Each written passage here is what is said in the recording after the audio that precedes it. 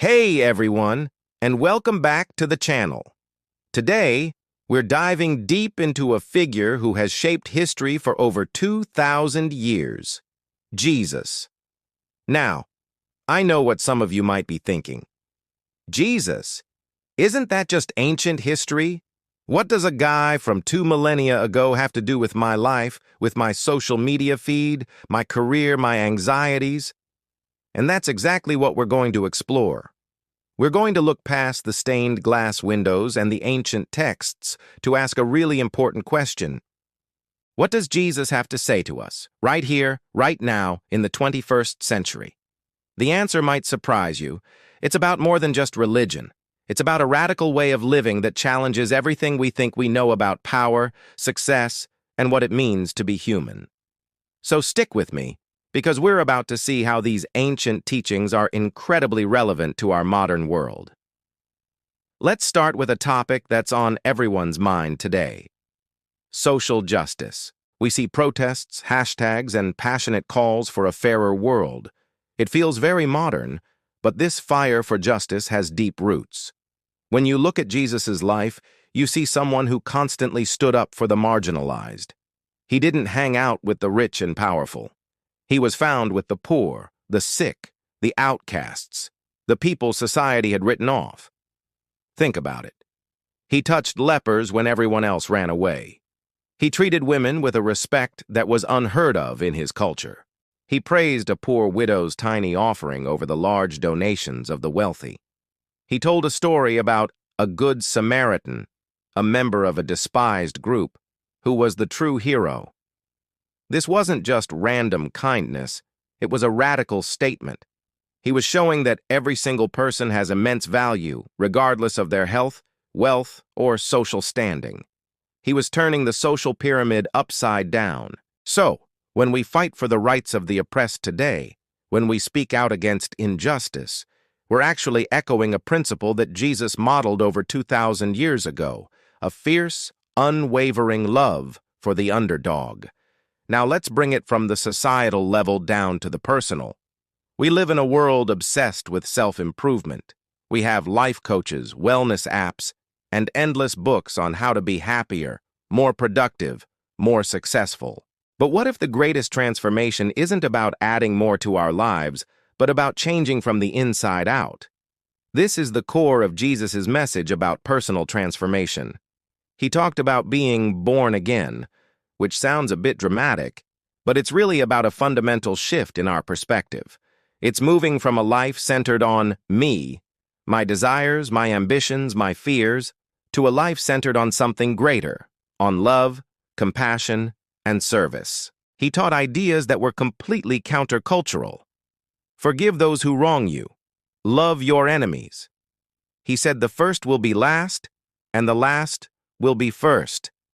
This isn't a checklist for being a good person. It's an invitation to a whole new way of seeing the world and our place in it. It's about finding freedom from anger, from bitterness, from the constant pressure to prove ourselves. It's a deep, internal change that affects how we treat our family, our colleagues, and even the stranger we pass on the street. It's a transformation that promises not just a better life, but a new kind of life altogether. One of the biggest obstacles for people exploring Jesus today is, ironically, the church itself. It's a difficult topic, but we have to be honest about it. Throughout history, and even today, the institution of the church has, at times, seriously misrepresented the person it claims to follow. There have been scandals, power grabs, hypocrisy, and judgment, things that seem to be the complete opposite of Jesus' teachings of humility, grace, and unconditional love. And let's be real, many of us have personally experienced or seen this kind of hurt. Maybe you were judged for your doubts, or made to feel unworthy. It's completely valid to look at this and think, if that's what following Jesus is about, then no thank you. But here's the crucial distinction we need to make: the difference between Jesus and his followers. His followers are imperfect human beings who often get it wrong. The institution is flawed, but Jesus himself offered a message that cuts through all of that. He constantly challenged the religious elite of his own day, the Pharisees, for their hypocrisy, for piling rules on people while having no love in their hearts. He focused on the heart, on mercy, on justice. So, if you've been hurt by the church, I want to gently suggest that maybe you haven't rejected Jesus, but a poor representation of him. It's worth taking a second look, separating the man from the mess that has sometimes been made in his name, and discovering the radical, loving, and freeing message for yourself. So how do we bridge this gap between an ancient figure and our modern lives? How do we apply these big ideas in a practical way? Let's think about our daily interactions. Jesus' famous golden rule, do to others what you would have them do to you, is simple but profound. Imagine what our online spaces would look like if we applied that. Before posting a comment, before sharing a story, we'd ask, how would I feel if this was said about me? It would transform social media from a battleground into a community. Think about mental health. We live in an age of anxiety, burnout, and loneliness. Jesus' invitations to come to me, all you who are weary and burdened, and I will give you rest, and do not worry about tomorrow, aren't just pretty words.